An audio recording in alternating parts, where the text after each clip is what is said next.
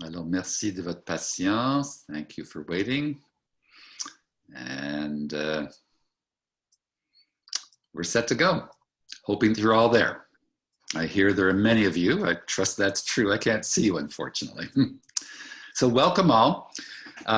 David Hanna, Professor of Urban Planning at UQAM, now retired. I will be your host today. And it's my distinct pleasure to welcome Larry Beasley from Vancouver, who you can see on your screen. And I will introduce him properly in just a few minutes. But let me first give you a little bit of context to understand the process that we're engaged in. It's called Imagine Westmount 2040. And it's part of a major review of Westmount's master plan. Donc, vous êtes connecté sans doute par Imagine Westmount 2040 et vous n'êtes peut-être pas sans savoir que ceci est une sorte d'avant-goût de ce qui arrive compte tenu que la ville de Westmount compte refaire son plan directeur pour les 20 prochaines années. This hasn't been done for a long time. The last time I believe that Westmount did a thorough examination of its urban plan and changed major components of it was actually in the early 1990s.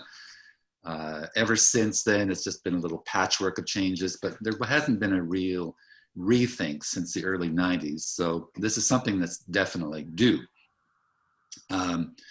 Les plans directeurs sont des objets, si on veut, de planification et de visionnement qui doivent être révisés de temps en temps.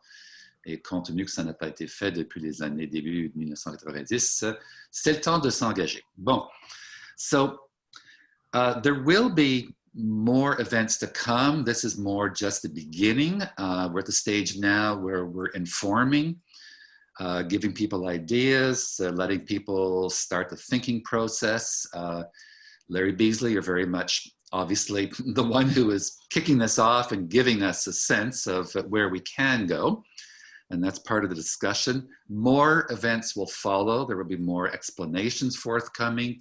Des diagnostics, par exemple, vont suivre dans les mois qui suivent, qui vous permettront de mieux comprendre dans quoi Westmount s'engage exactement. And of course, public consultations will then follow in the new year so that people can then intervene and express themselves clearly and directly into how this urban plan will be shaped up. So much more to come, but again, follow it through Imagine Westmount 2040. C'est votre plateforme, c'est votre lien, c'est un processus multi-mois, voire un an. And today's topic, which Larry Beasley is going to present to us, is how can we design our cities to meet the social, economic, and environmental challenges of our time? And obviously with a little nod to COVID, which has kind of, kicked us into a certain direction rather quickly, forcing us to rethink a lot of our current models. Donc, sujet d'aujourd'hui, comment designer nos villes afin de relever les défis sociaux, économiques et environnementaux de notre époque et de l'avenir, COVID à l'appui. Larry, I'd like to introduce you without embarrassing you, but your accomplishments are many, and I think we need to establish clearly what you've done so that we all understand where you're coming from, degrees in geography, poli-sci, and urban planning. I like that combination. Combinations, I think, are very creative and useful in our day to allow people to think perhaps freely and more outside the box.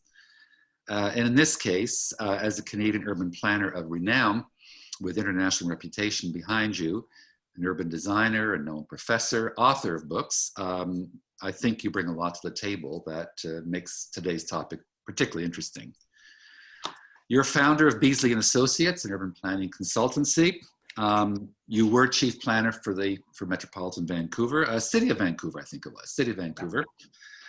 For several years, you currently sit on boards such as TransLink, which is the Metropolitan Vancouver Transportation Agency. Also the National Capital Commission in Ottawa. There's the International Advisory Board for Economic Development in Rotterdam. And you've worked around the world on various contracts, projects, and so on. Moscow comes out, Dallas, Abu Dhabi, parts of Scandinavia, Canberra, Toronto, and other Canadian cities. I'd like to particularly communicate to our listeners today 2 books in which you have authored or co-authored. Your book called Vancouverism by UBC Press is certainly a must-read, I think. Donc, je vous recommande fortement la lecture de Vancouverisme chez UBC Press. And I would also like to encourage the reading of your book that you co-authored with Jonathan Barnett, Eco-Design for Cities and Suburbs, which is obviously right at the core of what we're talking about today. You also have an online course called Eco-Design, which I would certainly recommend listeners might be interested in. And I guess I shouldn't omit that you've received many awards, 2 honorary doctorates, the Kevin Lynch Prize from MIT, remembering who Kevin Lynch was, one of the groundbreakers, along with Jane Jacobs, of modern urban planning thinking, and particularly what I would call geographically rooted design, which is very important. I think both Jane Jacobs and Kevin Lynch were the ones who put geography into planning. And the Queen Elizabeth Diamond Jubilee Medal, but also the Order of Canada. So with that introduction, we will start. But if you don't mind, Larry, I am just going to now create a parenthesis where I explain to our listeners how they can then ask questions and participate at the end. So give me another couple of minutes and it'll be over to you. All right. Alors, avant de commencer, permettez-moi de vous renseigner sur votre façon de participer aujourd'hui. Nous allons laisser à M. Beasley le soin de présenter sa conférence d'une traite, donc sans interruption. Et après quoi, j'ouvrirai la séance à des questions et réponses. Ceci dit, les questions et réponses seront par écrit seulement. Donc, la fonction chat ne marchera pas. Je vous invite à vous identifier par votre nom et non une rubrique anonyme. Je vous invite à poser votre question clairement, succinctement, idéalement. Et bien sûr, en français, je traduirai pour M. Beasley. So, if we understand the process, at the bottom of your screen, if you move your cursor over there to the right, you will see question and answer Q&A function. That's the one where you intervene. During the conference or after the conference, I would invite you to identify yourself clearly by name. Please don't use anonymous labels or whatever, by name, and then pose your question as clearly and succinctly as possible so that it can be transmitted by me easily to Dr. Beasley. We will do this only at the end, so I'd like for Larry to go through his presentation without interruption. Note that the chat function is disabled, so it's only in writing that we will receive questions, and I will handle that at the end. All right, Larry, thanks for your patience. It's been a long-winded presentation. I'm sorry, there was a lot to clarify, but I will now shut up and hand the session over to you. We're all dying of curiosity. Thank you, Larry. Well, thank you, David. I'm looking forward to our conversation today, very much so. I have to say kudos to Westmount for bringing this conference together, and also for the work that will follow from this conference, especially during these difficult times. And also to open, I just have to wave a West Coast wave to all of my special friends in Westmount and in Montreal as well. You know, when a community decides to renew its urban master plan, it's a pretty key moment for everyone. I mean, for the local government, it's where they get their act together for the future. For citizens, individual citizens, it's where you make sure that the kind of things you care about are actually covered in public policy going forward. But it does go beyond that. A city stays contemporary or it doesn't. A city takes its responsibility as a part of a larger urban system, environmental system, or it doesn't.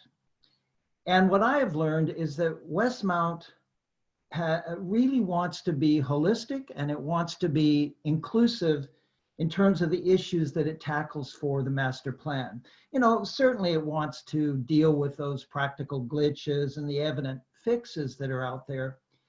But I think it also wants to take on the more fundamental urban imperatives that really are facing cities everywhere, and that we all have to be part of finding the solutions. And that's really why this conference has been put together today and why it's so important. Now, my job today is going to be to try to engender that larger conversation. So after these opening comments, it'll take about just a little over half an hour. I am really looking forward to the conversation that David will guide us through for the rest of our time together. So to start us off, what I'm going to do is cover first a description of the key urban imperatives that are really determining the future of people everywhere in the world. I'm going to give you a framework for smart growth that offers what I would suggest is a comprehensive checklist to guide the urban agenda.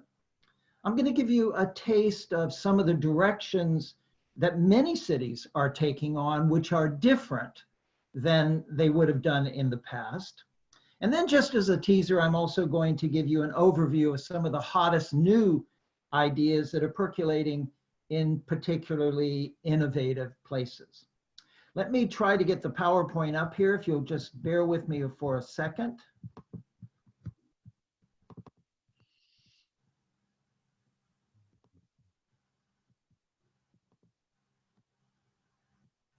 There we go. So as you are already seeing, I'm going to try with my remarks today to offer you, first there's the agenda, there's those 4 ideas that I'm going to cover today, but I'm going to try to offer you a bit of a photo essay of images that I think will enhance my words. These will be images that I've taken from mostly my own images from all over the world. And you'll see at the bottom or the top, there'll usually be an indication of where the image was taken. So that'll help you. I won't be speaking directly to these images, but I hope they will enhance the ideas for you. David has already mentioned my 2 books.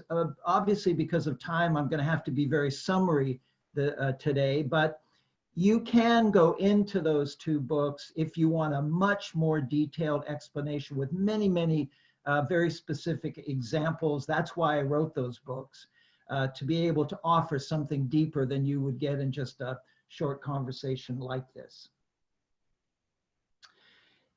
Now, here they are. Here are those 2 books that David's already mentioned. But before we begin, I need to emphasize something that I think is important, particularly in Westmount. You're not starting from scratch. Westmount is a fully developed urban system. It has an extraordinary heritage and character. You're a successful city, and your people love your city. They really have a high affection for it. Westmount is intimate. It's gracious. It has a vibrant community culture that I recently just experienced by walking in the community. And it has very strong identity that people really seem to connect with at an emotional level. So while you definitely do want to make sure in the plan that you add in all the new urgent requirements, you have to do that. You also want to protect and leverage the best of these assets that you already have. And very importantly, you need to do it your own way. I'm going to be giving you a lot of ideas from various places in the world, but you know, you have to choose what's appropriate for Westmont, what fits your people, your time, your place. And that's important because we don't want our cities to just apply all the same things and become cookie cutter copies of one another. We just don't want that. So that's just a preamble to how I hope you will accept the ideas that I'm going to be talking about today. So now let's get started. Livability, sustainability, and resilience. These are really the three essential urban imperatives of our time, you might say. And they're certainly the imperatives that must be addressed in great richness in your new, refreshed master plan. The world is really finished with those old-fashioned technical land use plans that we used to see that kind of had a bureaucratic focus.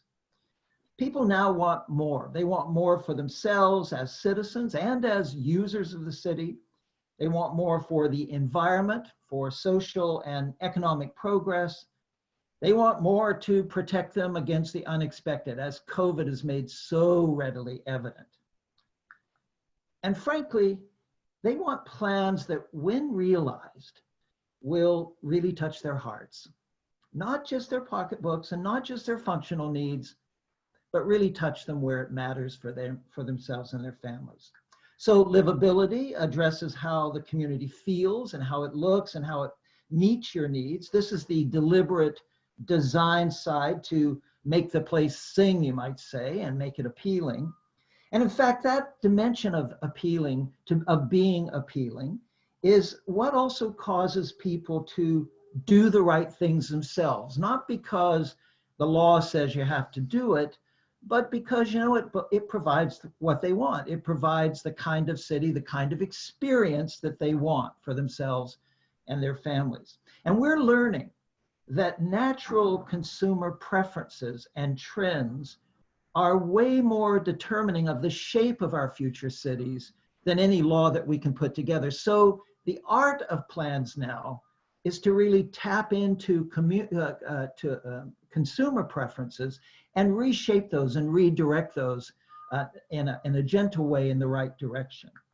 Now, sustainability addresses how your community fits harmoniously within its natural and social setting, offering balanced and reinforcing features that really enhance rather than diminish nature, bringing inclusiveness and equity and embrace to all in the community rather than just a few, opening up economic opportunity and also causing culture to blossom and flourish.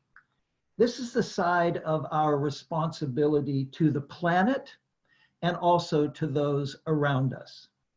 And then, of course, resilience addresses survival against the unexpected, but also planning to cope intelligently with the expected, like climate change, and finding opportunity in that adversity, you might say. And this is the strategic side, deliberately preparing for many possible contingencies. So those are those overarching imperatives. They're the prime challenge for all of us. Then you ask yourself, well, how do you actually turn that into realistic action? Well, for me, it starts with a conceptual framework to guide all the detailed work. And this framework has been dubbed, it's called the Smart Growth Formula. And it's come together over many years in terms of experimentation, inquiry, and debate of urbanists all around the world. It's added to, it's adjusted, it's embellished, but a very important framework. And this image here shows the overall look of that formula. And this is about both the urban structure and the urban infrastructure of your city. So from a structural point of view, it's about the form of your communities, clustered density, mixed use, all kinds of diversity within a neighborhood module. A module that supports people, that brings people together, that creates affordability. I'm sorry to say I'm getting some echoes, and I'm sure some other people are as well. So if anyone's got their sound on, please turn it off. Anyway, this module helps to create affordability. It helps to create a lot of access to housing. And then it puts the neighborhood module within a context of protected open space. It's also about the fabric of your communities, green construction. And then it is very much about placemaking, finding the right scale for your community and the personality of very finely designed public destinations that will draw people in your community and that really secure memory and identity, pride, and loyalty. From an infrastructure point of view, it's about the circulation within your community, transportation choices from, of course, the private car to transit, cycling, walking, and all the new mobilities that are coming on so fast. It's about the social and community and cultural and sports facilities that offer support to people, that provide for social expression and action, and that give stability to communities. And then more than ever before, it's about environmentally neutral utilities for energy, for waste, for water, and then locally accessing inputs. And here the big focus around the world is on food and on construction. And what really fascinates me about this formula and why I use it so much is because it seems to work for many of the challenges that we face in modern life. The environmental side, we know this is where the formula was first really came about. Jane Jacobs and Richard Florida have illustrated that it's a good formula for economic opportunity, particularly that concept of diversity. Larry Frank, a professor at the University of British Columbia, has shown that it's also the right formula to address endemic health problems that are focused very much around our nation's growing obesity. His push is really on active mobility. And it's interesting that all of these issues, and actually many more, do seem to come together under what I would call the same city lens of this formula. So it's a very useful formula. Now, with this framework in mind, let me now move away from the theoretical more to the specific. I'm going to pick up on some of those themes in that smart growth formula and then sketch for you some ideas that might be relevant in Westmount. Now, I'm not going to try to be comprehensive. This is just going to be a kind of a whirlwind tour. I'm not going to try to be definitive. I'm not going to try to be encyclopedic. I am going to present ideas that I hope will provoke your own thinking. As David said at the beginning, this is all about provoking the creativity in Westmount itself. So let's start with that density and mixed use. There's no question that these are very essential factors. In fact, many people argue that these are the fixes that must be handled in order to get to sustainability, sustainable cities. But you know, you have to ask a question, how relevant are they for Westmont? After all, you already do have a quite nice level of density and a combination of land uses from your historic patterns. I was very impressed with that in my recent walks. For your community, I would argue that this agenda can be pushed by what I would call some tune-ups. You certainly do need to test your prevailing density against the target that Canadians are realizing is the base essential for both sustainable urbanism, but also to be able to afford the delivery of a lot of amenities that people are expecting now in our cities. So we're now confirming that things start to work at about 100 units per hectare or 40 units per acre. And then they get better and they work better and better to about twice that density before you start to see problems that start to emerge. Many cities are using new areas. In addition to what they're auditing existing areas, they're using new areas that they have to develop to really raise these numbers to get to where they need to get to. And then all the rest of the city can come along with that. For mix, there has to be a right balance between the two functions that kind of dominate our lives. workplaces or jobs on the one hand, and then housing on the other. And this is the prime factor that determines whether people are inclined to live close to work. And it's a question of probabilities. So we tend to target at least one job for every 3 residents in a well-balanced community. And where that balance is off, there are many kinds of consequences that you will feel.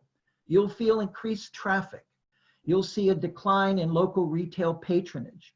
You'll see a withdrawal of local people from the local scene because they're commuting too much. They're spending too much in their times and often in their cars, and often they're exhausted after all that travel. Also, for the mix, you have to audit whether or not you have the kind of workplaces that really suit the economy that will support Westmount in the future. You know, part of it is how can you convert the old economy workplaces to a new economy space? And then how do you have enough of those spaces in order to have the clusters that are such an important feature of the new economy? Many times it's in those new developing areas, I come back to those, that you start to fill in the gaps, particularly in workplaces and job space. Let's move on now to the factor of diversity. As in the previous notes, your historic pattern does offer a pleasant diversity in Westmount. Now the inquiry for you about diversity has to really tackle 2 essential factors that weren't so worrisome in the past, but that are really having to be tackled by cities everywhere. First is affordability, particularly for housing, but we're finding also for workplaces and for retail. This is the biggest challenge that is sweeping across Canadian cities.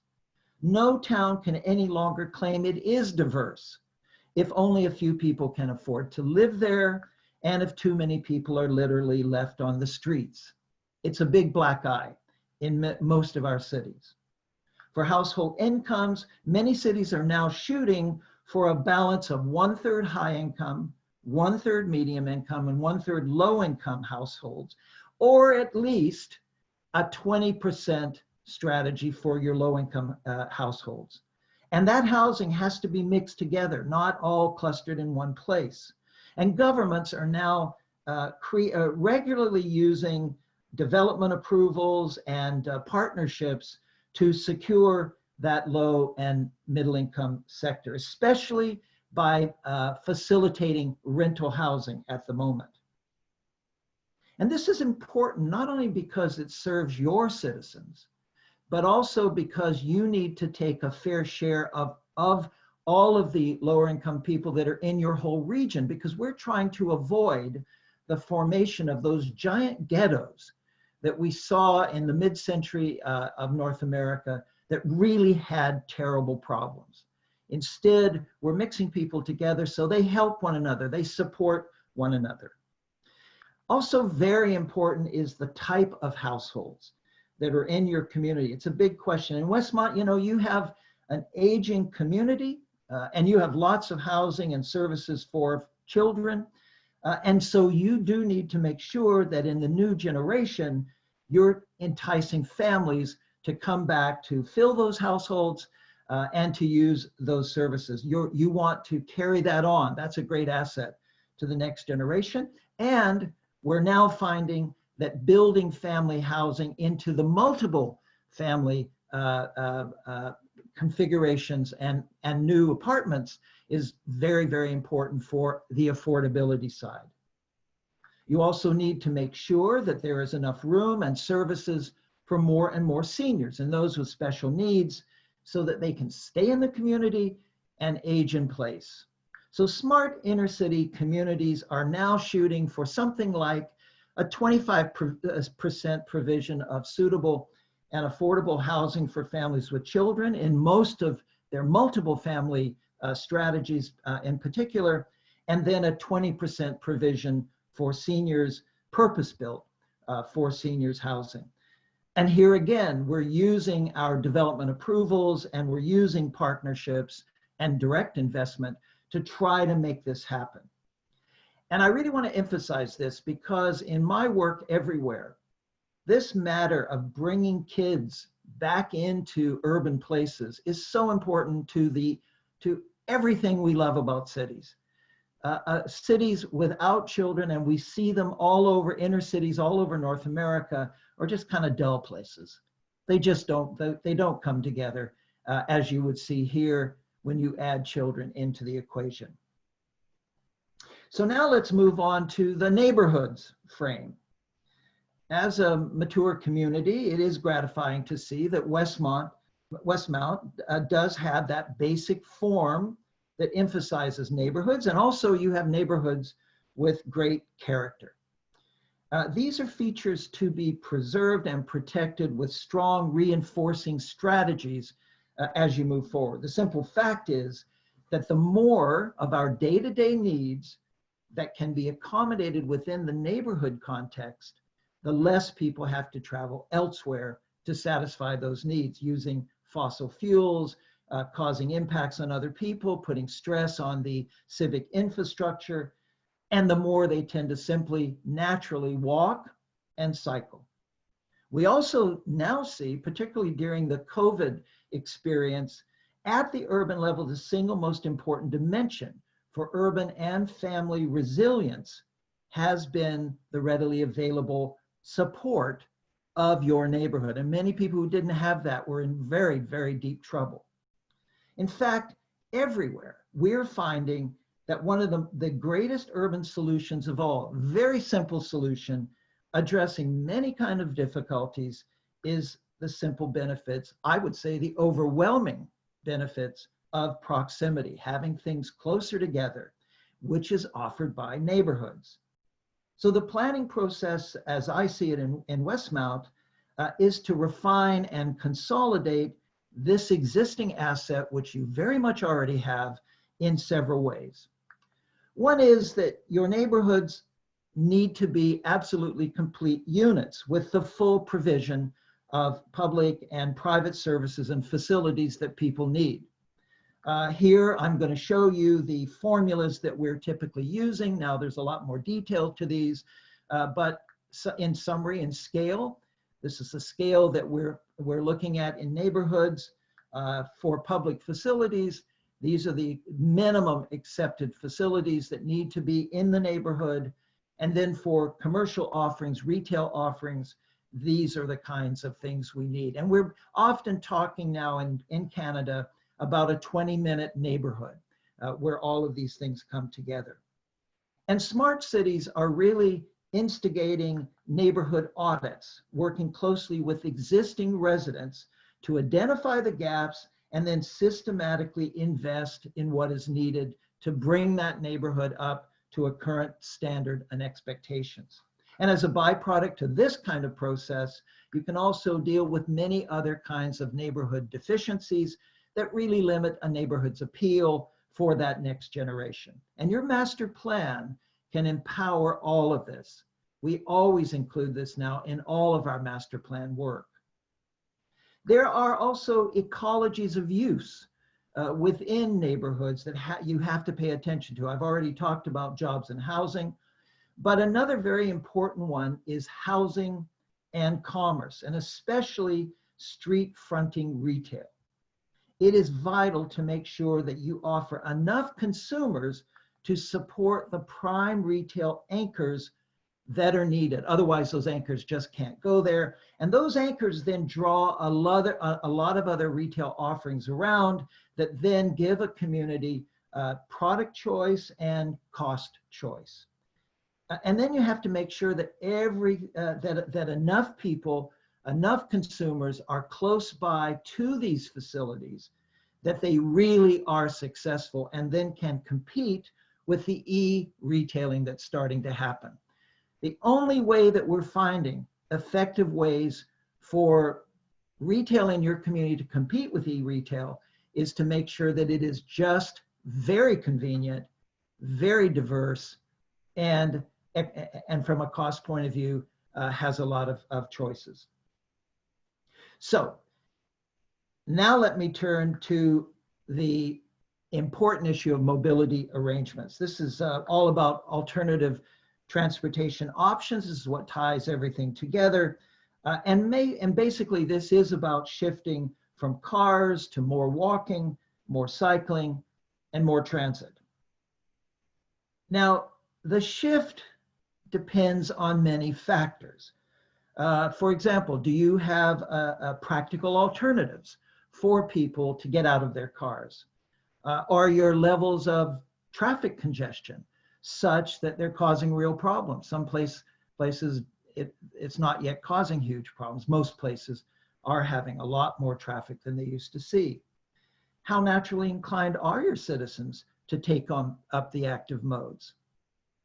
But we have to say this, because the car is so dominant and has so many difficulties, and there just never seems to be enough room for the car in terms of its movement and its storage or parking, almost every community I have ever worked in around the world is trying some sort of strategy to rebalance between cars and active modes.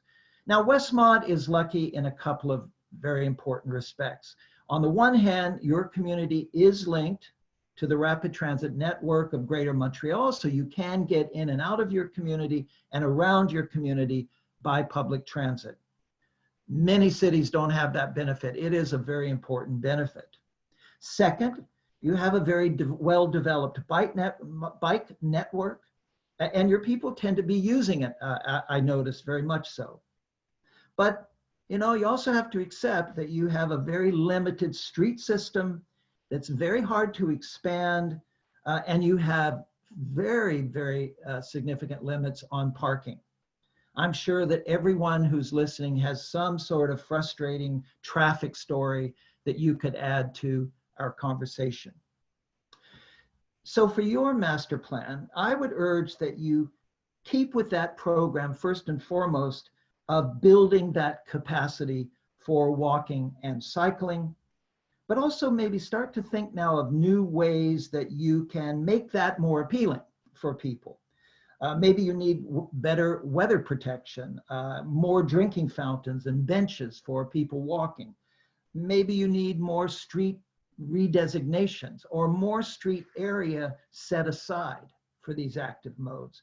We're beginning to see that all over North America during the COVID time because of this need to separate and be in fresh air. And many of these experiments, and I understand you're doing some of these, many of these experiments are paying off in such a way that they will never go away. They will become the way our cities are organized in the future. Maybe you need to recalibrate your traffic signals to favor the active modes. And some cities are even finding great embedded wealth in the sprawling, out-of-date automobile infrastructure lands that can then be used to pay to insinuate the kind of things I've been talking about into your city for the future. I suspect that you also need more aggressive targets for that modal shift. Surely a city as mature as Westmount can cut its auto trips by, say, 50% to less than 50%. And then a longer range target might even be to cut those auto trips to as low as 1/3 of all the trips in the community. And these are the kind of targets that are becoming typical in progressive cities. This is an image of Copenhagen. They have these targets. People are making the shift, and it is becoming very fulfilling and quite healthy in their community. Now I want to move on to the environment. It's common wisdom today to understand that cities are putting untenable pressures on the natural environment, and that's causing all kinds of problems, from climate change to resource depletion to a decline in public health. Everywhere, major reforms, large and small, are underway in communities to try to bring themselves more in harmony with nature and to retrofit so they can be resilient to particularly climate change. I could spend hours on this topic.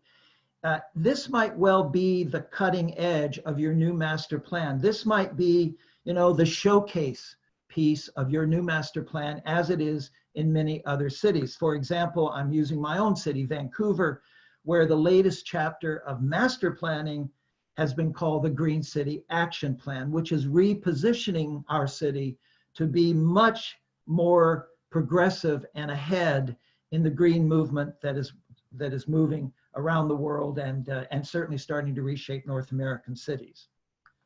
Now, Westmount is fortunate on several fronts again.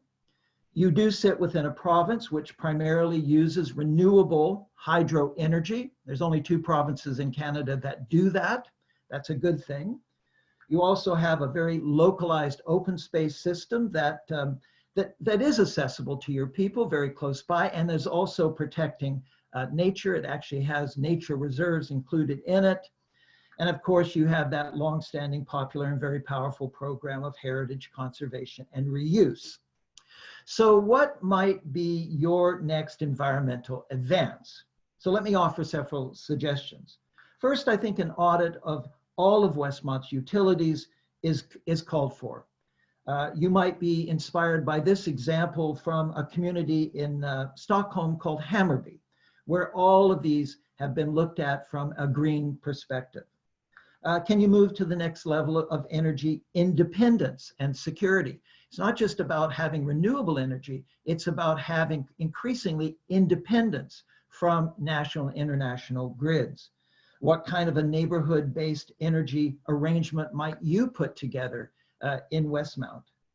How do you manage your water, collection, runoff, natural filtering?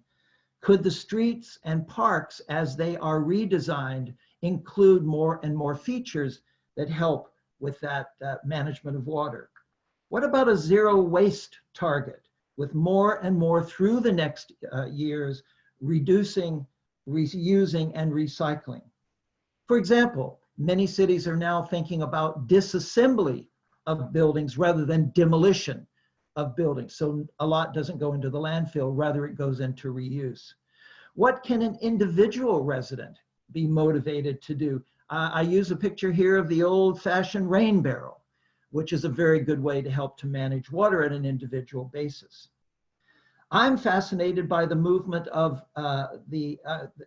local food access and security that is now being supported and reinforced by public policy. You know, you take that 100-mile diet that we often talk about, now you add edible public landscape, and you add community allotment gardens in parks, and you add urban farms that are allowable on obsolete parking areas in the heart of your city.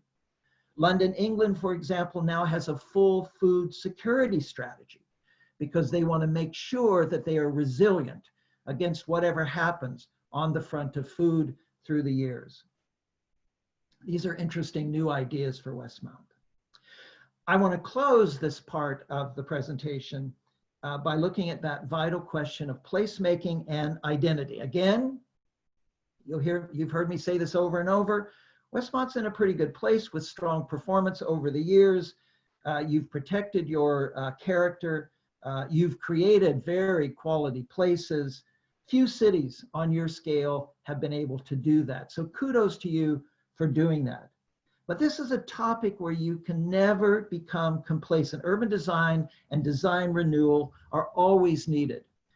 And private forces of redevelopment can wipe out character before anyone realizes it. So you have to pay attention.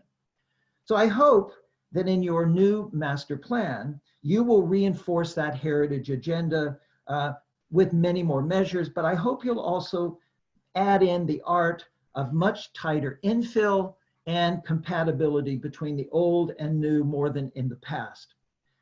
I think, and I have to say this, that your long-standing design advisory committee is going to be more and more important as you move into the future. You had one of the earliest in the nation. I try to put these in place all over the world as I do my planning. I can only praise this institution.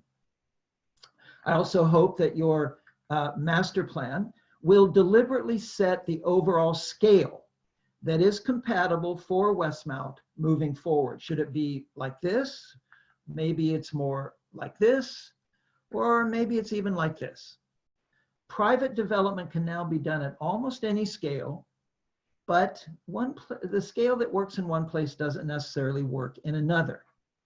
And this must be, very importantly, a community decision. It's not a decision you leave to developers, or you leave to chance, or you leave to individual proposals.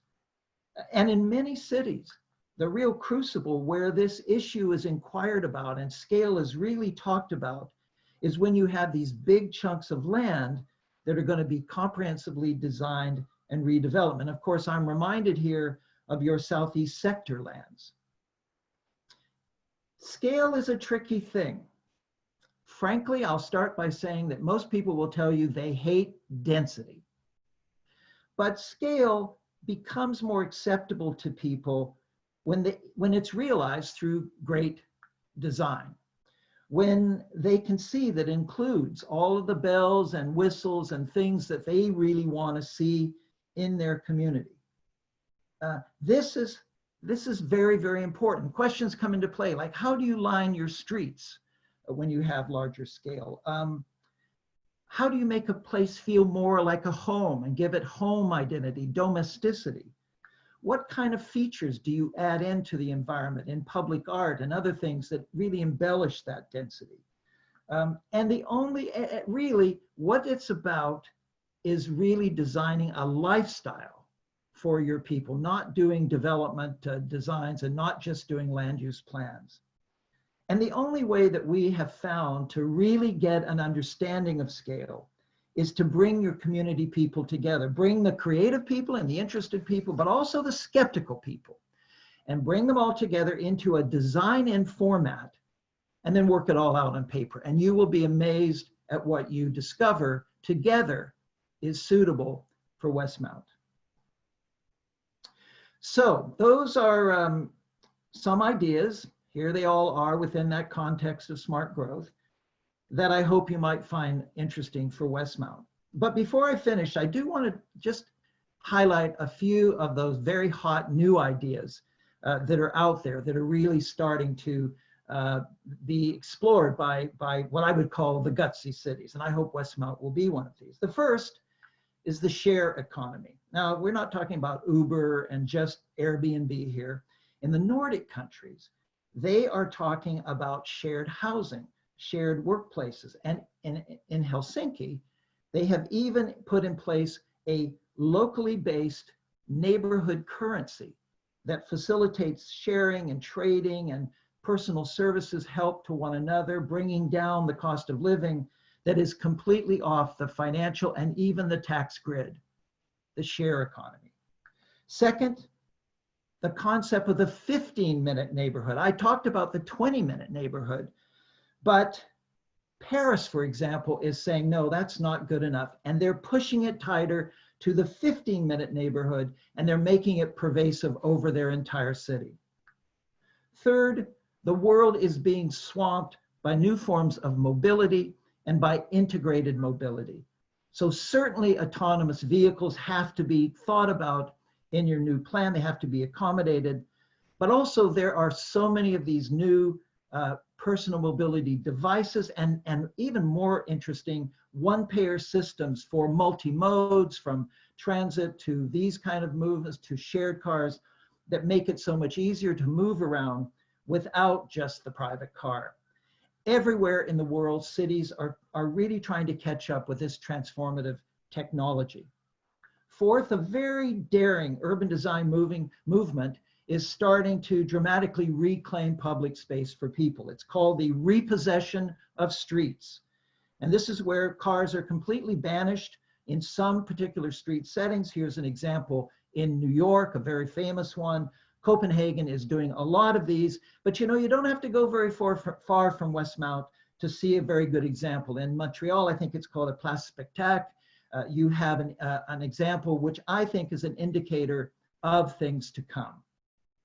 And then fifth, we're moving very much in the direction of what's called the urban tranquility movement.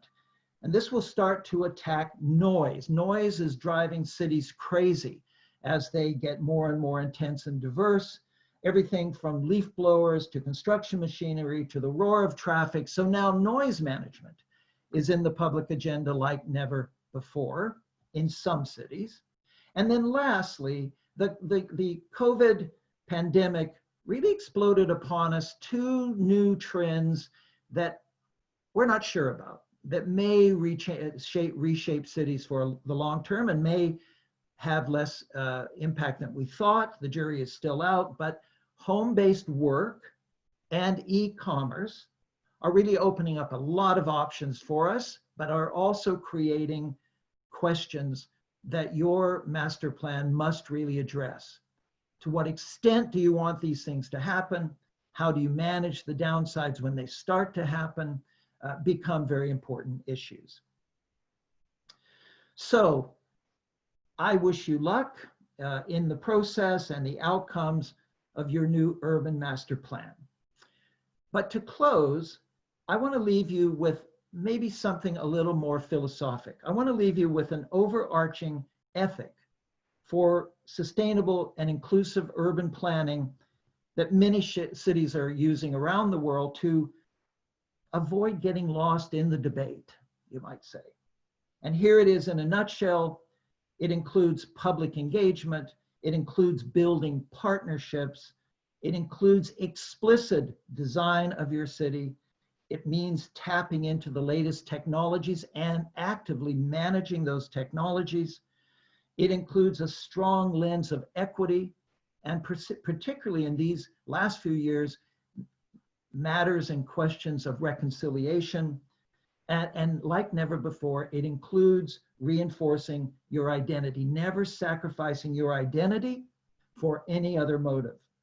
And what we're finding is if you take all of the things you'll be doing and you put them through this kind of lens, you can be pretty sure that they will be sensitive to all the needs and all the movements that are out there that are so important. So David, thank you for allowing me this time to get some ideas on the table. My words are just a teaser. I said that at the beginning. Imagining Westmont 2040 should be a time of great creativity in your community, by your people, in your own way. I thank you very much. David, back to you, and I'll take these images off and we can have that conversation. Thank you, Larry. That was fabulous. I thoroughly enjoyed it. I trust, though I can't ask, that our listeners enjoyed it as well, as much as I did. And just a couple of comments quickly before we move to questions. By the way, no shortage of questions. Good. You stimulated a lot of conversation. We already have a raft of questions, so that's great, and more can come. I would just like to answer very quickly Susan Dubier's question about will this be available for anybody who wasn't able to be here today, and the answer is yes. It has been recorded. It'll be put up on the Imagine Westmount site, I believe. So yes, it will be available. People can now refer to it going forward. A little bit of I guess, a limitation to the questions. I see here one or two questions that are what I would call ultra local in perspective, i.e. across my street, I have this issue. What do you think about it? I think this is not fair to our speaker to ask these questions of him. I would suggest those questions are better forwarded to a different forum, of which there will be such fora in the future, rest assured. But I will not embarrass Larry Beasley with these types of questions, if you will forgive me.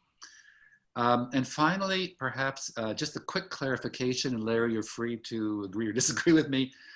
You mentioned that sort of ideal 100 units, housing units per hectare. And our listeners are not familiar with this sort of I guess, urban planning criteria. Let me just quickly give a sketch as to what this means in real terms, and Larry, feel free to correct me. Your average suburb with big lawns is about 20 units per hectare.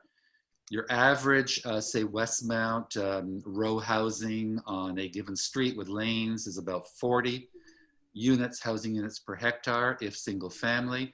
But imagine that as duplex housing or flats, then it doubles to 80 units per hectare. Triplexes, as you would find, say, in Rosemount, for example, would be more along the lines of 170, 175 units per hectare. And then we get the quirky aspect of then, well, high rises, where do they fit? And I'd like to immediately state that it's quite a broad spectrum. If we refer, for example, to the development on René Lévesque, just outside Westmount, along the south side, the new project with those two high towers, but surrounded by a lot of grass and 2 or 3 heritage buildings been restored. Surprise, surprise, despite their incredible height, they come in around 150, 175 units per hectare, i.e. the same as triplexes. So it shows you 2 versions of the same reality. However, and I'll finish with this, if you look at the Children's Square project, the Montreal Children's Square project, right across the line where the Montreal Children's Hospital used to be, and those high-rise towers going up, packed in tight, tight, tight, tight, tight. We're talking about, we don't know the level yet, but hundreds and hundreds of units per hectare. So I just wanted to establish those differences. Larry, if you'd like to comment, go ahead. Yeah, I think that's, I'm glad you did that. I really didn't have time to do that. What we normally do in a planning process, and I'm sure this will happen in Westmount, is that you begin to give people a sense of what typically is the kind of housing and the scale of housing that you see with these different numbers. And you've given a very clear indication of that for people. A couple things though that I think are important. You'll notice that it isn't as high a number as people used to think. We're now realizing that sometimes there are more problems as you go high density. And so this idea of the moderate scale is what you'll see in many cities, particularly the Scandinavian cities, the greenest cities in the world. You'll often see it's a mid density, and that allows a lot of flexibility as well. The other thing, and very important to note, is that density does not follow tightly built form. You can have, say, middle scale buildings, and they can be as high density as you gave a good illustration as high rises. So you have to really understand not only the density, which is telling you about the number of people, the number of consumers that will be there to support your shopping and all that, and also the built form working together.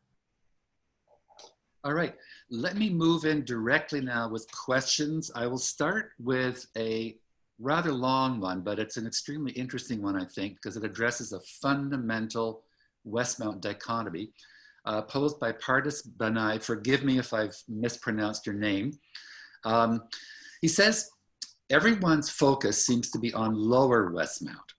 Westmount is divided in 2 sections. There's an upper and a lower Westmount. Right. It, meaning Westmount in general, has 20,000 residents and is built on 4 square kilometers of land with a vertical drop of 229 meters, which is higher than the closest ski resort, like Mont Saint-Bruno.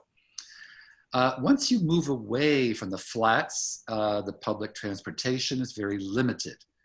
There are more family homes on the hill, no commercial spaces on the hill, even groceries, and but there are 6 schools, and I would add houses of worship in Upper Westmount.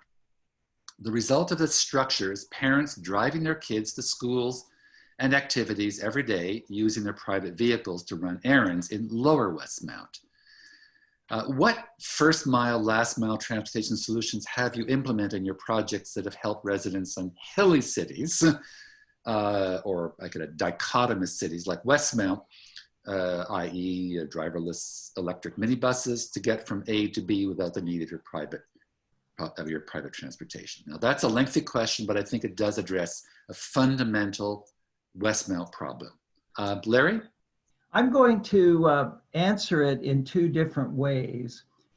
First is that part of the answer is not a transportation answer. It's actually a land use answer. We're finding in most cities that even in well-established, lower scale communities, there are ways to very gently add in what is missing. This is not massive redevelopment. This is not destabilizing the neighborhoods, but by duplexing and many cities triplexing by insinuating infill, by putting the corner store in. Many features can be added into those communities. Now, in the past, those communities often wanted none of that. They wanted it to be very pure in housing. And I'm not just talking about Upper Westmount, I'm talking about other communities like it. But now people are realizing, well, there are some benefits if it can be done carefully. But you see, in the past, they never trusted cities to do things carefully. They never trusted developers to do things carefully. But what we're finding in many cities, public policy can come into play and make it a lot gentler to add what is missing. And that naturally shifts people to the active modes. We know that everywhere. So for example, in the inner neighborhoods of Vancouver, there are actually no truly single family neighborhoods left. They are all neighborhoods that have various kinds of diversity. You wouldn't know it when you go through because it's very gentle and very, some would say hidden, but it certainly is very gently done. That's on the one hand. On the other hand, there is still nothing better than simply taking some of that street system in that lower scale area and putting it into the alternative modes. And you'll be surprised at how once that is there and it's accommodated, you will be able to see, you will start to see the shifts. Now you'll say to yourself, well, a family won't really want to take 2 kids to school and bring groceries home in a bicycle. But if you look at every single Dutch city, you'll see that's exactly what's happening. But if you look at the framework, you'll see it's pretty protected bikeways, a pretty extensive network of them, so you can really get around. And they're accommodated. They're accommodated through things, as I mentioned, like the way the street lights work and things like that. So that there are some transportation answers to this problem, but there are also land use answers. And I think if you put that together, and by the way, this cannot be done in the abstract. This is not like many other public policy things that you can do. You have to sit with the community, with its people, and you have to work it out in the same way you work out what you're going to put in your back garden. It has to be that tailored and that special, working with people. Every single place in the world where I have had that conversation with people and we've shown them these kinds of alternatives, we have seen more diversity happen. We have seen these kind of access problems solved. All right. I would like to move to our first questioner now. Just a word of caution here. We're 1 o'clock and we have loads and loads of questions. So I would invite brief questions and brief answers if possible.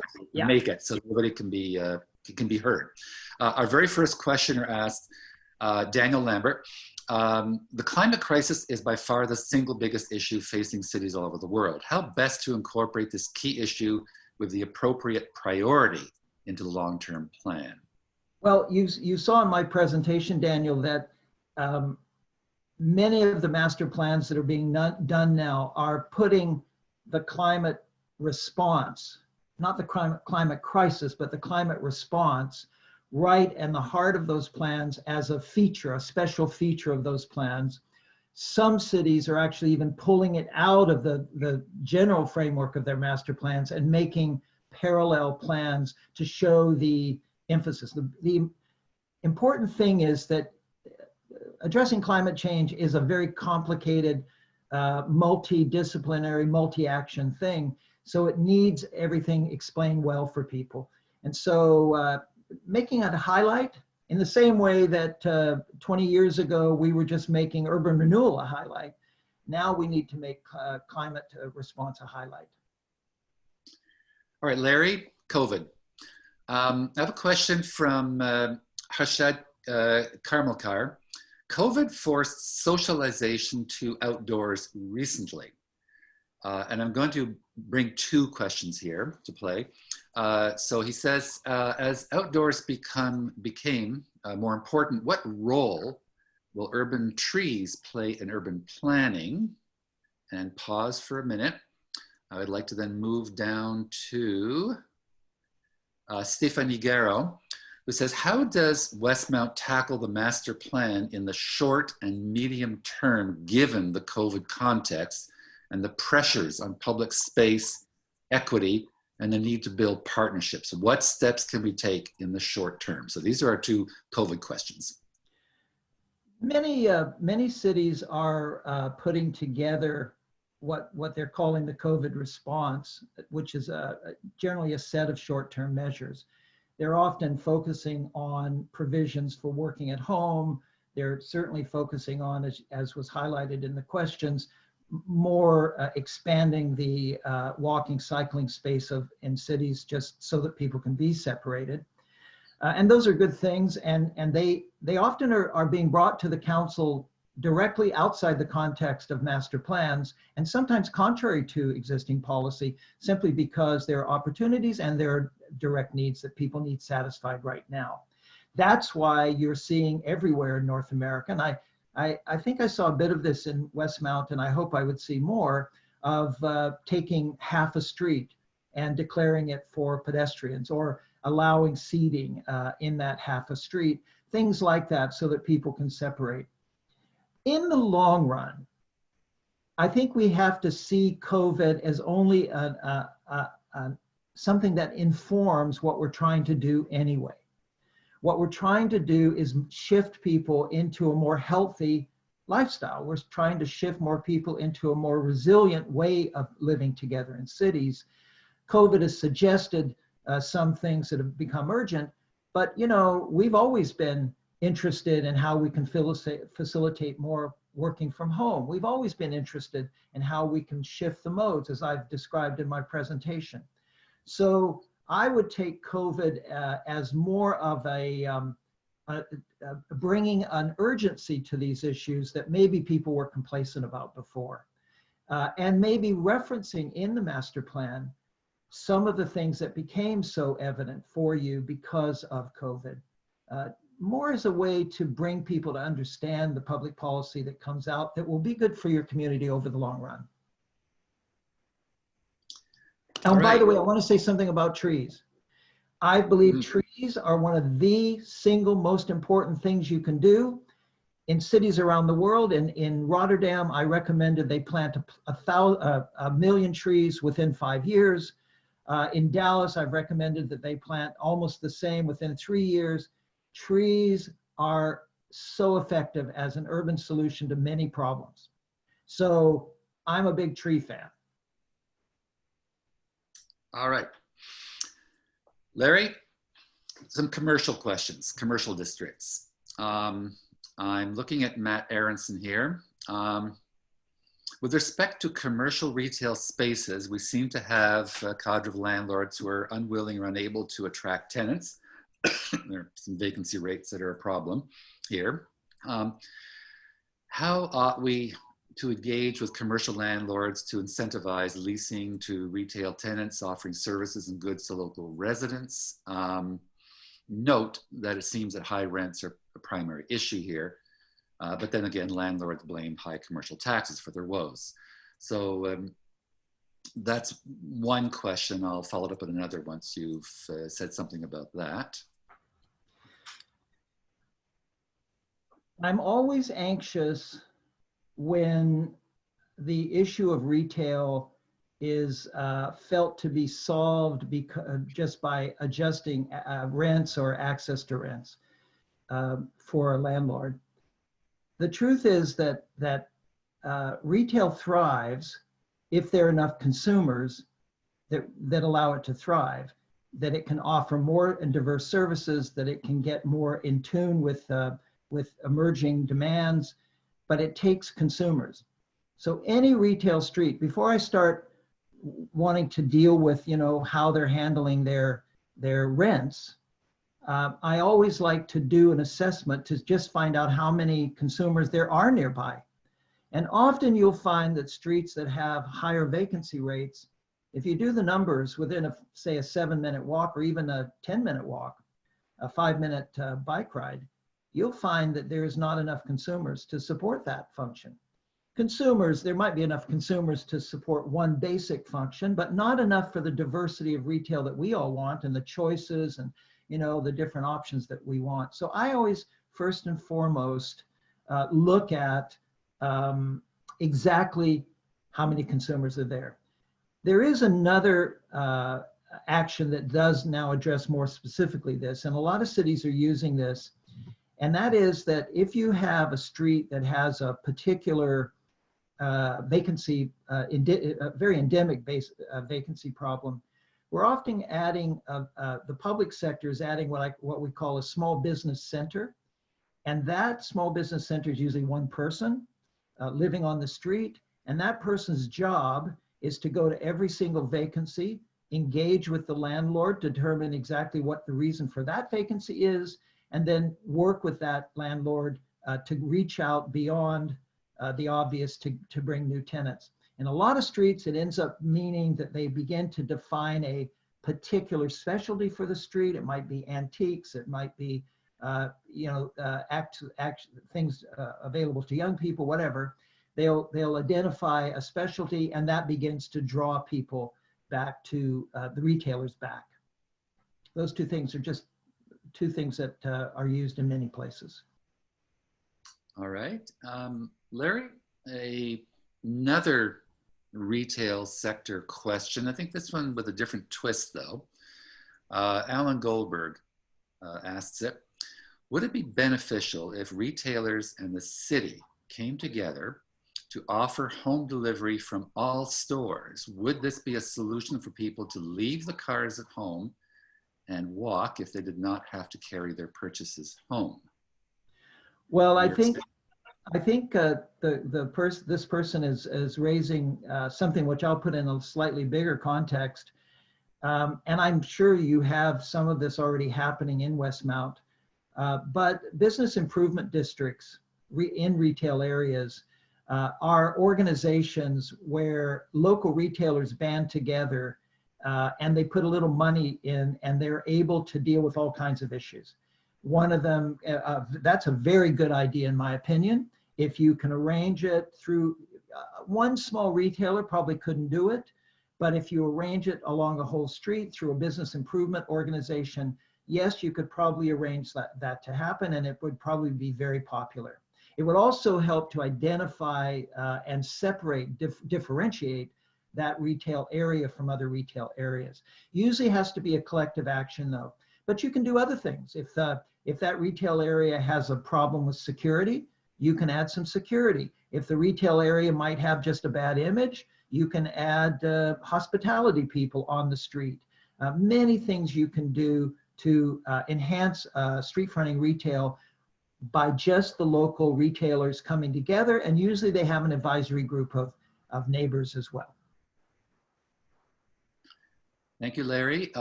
Shifting to environment, I have Catherine Walsh. How can vegetable gardens best be integrated into urban parks as a food source for vulnerable people, as a recreation activity with benefits for people without gardens? In a number of cities, and particularly in European cities, and you'll see this a lot in the Nordic countries, the city itself has done an assessment of all of its publicly owned land. It might be parks, it might be streets. Cities also own many other kinds of land. And then they've done allocations of allotment gardens and made those available to people. Some cities put an income indicator in there. Most cities don't do that. Most cities just make it available to anyone who wants to garden. And so by doing that, many cities now, you'll see, say, a rail line that all along it now has vegetable gardens. You'll see a part of a park. Well, a little corner that might not have been too useful for recreation is now used for those vegetable gardens. So it's not a hard thing to do. The other thing, though, a really good way to add gardens into cities is to use the roofs of the mid-density buildings that you start to build. If you start to say to yourself, every one of those roofs, instead of being just a blank roof, is going to be a garden, you start having a lot of gardening. In fact, in Vancouver, we have a commercial produce gardener who is using tin roofs as his agricultural front, and then he's selling the produce to local cafes and things like that. And he's just got access to roofs that were designed from the beginning to be green roofs. By the way, green roofs are for gardening, but also for greening, for cooling effects, for many other reasons, are something that should almost be de rigueur in your agenda as you move forward, particularly as you develop new areas comprehensively, like that area on the flats that I know you're talking about. Thank you, Larry. And further to what you said about making use of big, say, industrial roofs and growing gardens, a Montreal equivalent would be Lufa, for example, which does the same thing. That's right. Distribute produce. So it is an idea that has. And that's a famous one. That's a pretty famous one. It's interesting. Yeah, it's very, very interesting. Going to ask now two questions. I'll start with just one and then move to the second one once you've answered this. First one more general, the second one more specific. Sheila Murphy asks, Westmount is a city within a city. And within Westmount, there are different sectors with different environments. How do we respond to these needs created by these differences, city within a city and then a city of different districts? Well, the one thing I noticed when looking at your previous master plans is that they have often referenced regional policy, that they are now showing how that regional policy is reflected or carried forward in the Westmount master plan. You've been doing that in this city, and it's a good thing. One can never see an urban place outside the context of its whole urban system. And particularly for environmental moves, things such as continuity of green space so that you can have ecologies that start to naturally evolve in those green spaces, movement of animals and things like that. You have to look at it at a regional scale. But in every single case, you can take a regional policy and you can say, how do we apply it here? What do we do about it in our community? And so you have been doing that. I give kudos to your planners in the past who did do that. So that's a good thing. Within your community, one of the most important assets you have is that you have separate, differentiated areas. And so each one of those areas needs to be planned, and a policy framework needs to be suited to those areas. The one thing I would urge you to be careful in your new master plan is not to have too many policies that just, override everything for the whole city, because often there are downsides to that. If you take the same thing, take that concept of neighborhoods that I was advocating in my presentation, and you just identify those local areas, and then you put a planning process around that, then you will keep the differentiation, you will establish unique policies, and sometimes what you discover working with a group of people in one area then becomes something that becomes a pilot or a model for other communities. The key to all of this is working with your citizens, not working at City Hall. All right, Larry. Now picking up on that theme of a city within a city, a much more pointed question here, and I think you're capable of addressing it, is from Chantal Aucoin. Westmount is enclaved by Montreal, and our main commercial street, i.e. Sherbrooke, is even a provincially numbered highway, i.e. highway number 138. From your experience, would you focus on building relationships to change the behavior of our neighbors, i.e. Montrealers, outside the boundaries of Westmount, who are using Westmount as a thoroughfare, or would you focus on changes that we can control?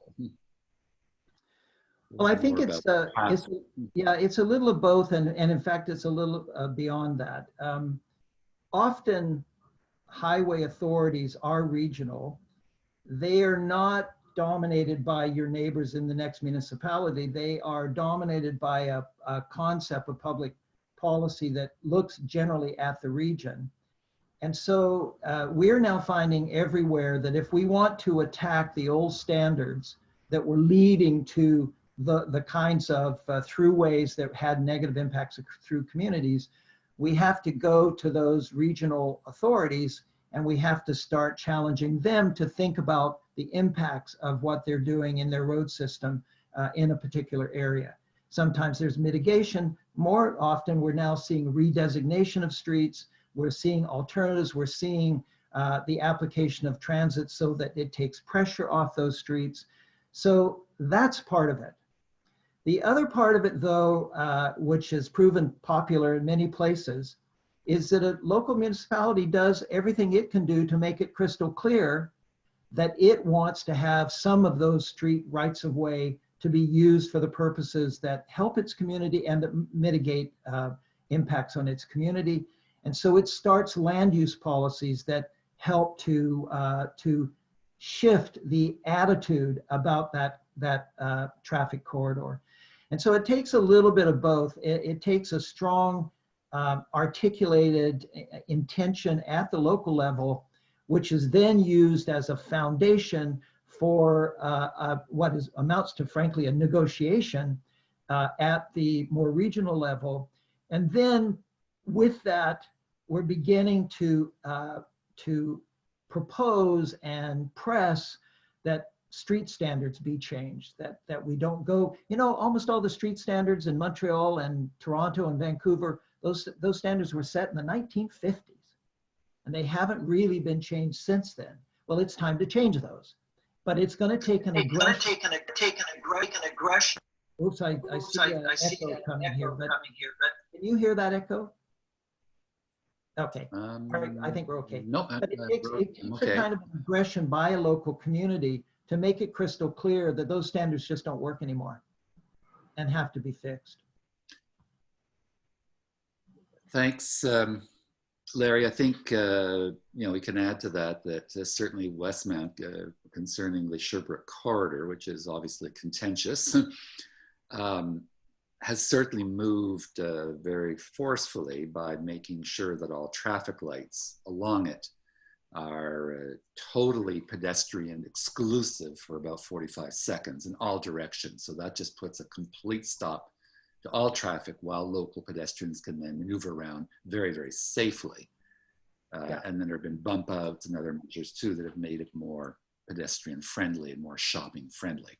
What we've done, so there are a number of issues. I did want to tell you that what we have done in a number of places, and the greatest designer of this in the world is a fellow by the name of Alan Jacobs. His book that is very famous is called Great Streets. Jake and myself and others in some cities are also designing, we're taking streets that were very close to freeways, but maybe not quite freeways, but very, very busy, and often very wide rights of way because they were laid out in the 50s. And we're redesigning those streets so that there is a side street on each side, a very narrow side street that accommodates parking and slow community neighborhood movements and things like that, and then has a center boulevard that carries the through traffic. And so you don't see the through traffic and the local traffic mixing as much, and it creates much more of an environment for almost half the street that is locally oriented, that is slow, has many activities going on, but you still get a very good capacity through that street. And unfortunately, traffic engineers are not yet embracing these ideas in many places, but there's I forget the name of the street in San Francisco is a good example. We've designed one in Washington, D.C. and other places where you do have those side streets and then that through movement. And that can give you a design solution, but that does challenge the standards of those regional authorities. It does take the collaboration of those regional authorities. So usually we do them as pilots.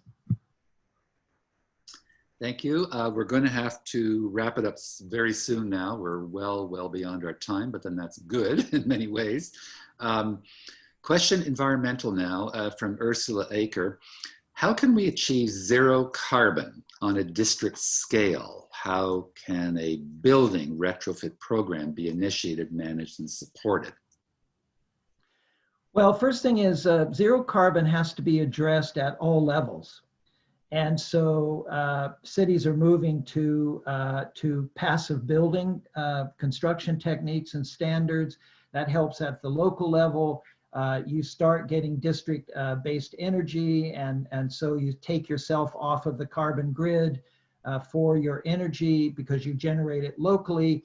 In one place, it's generated by the heat from sewage.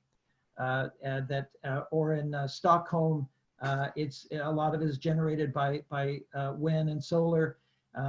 Many ways at a district level to take you off the grid. Then you start thinking about how your larger grid works. So every level has to work together. I am a great believer that municipality at the local level starts by its own fleets, its own policies. Then it begins to shift people away from the automobile and from old energy sources.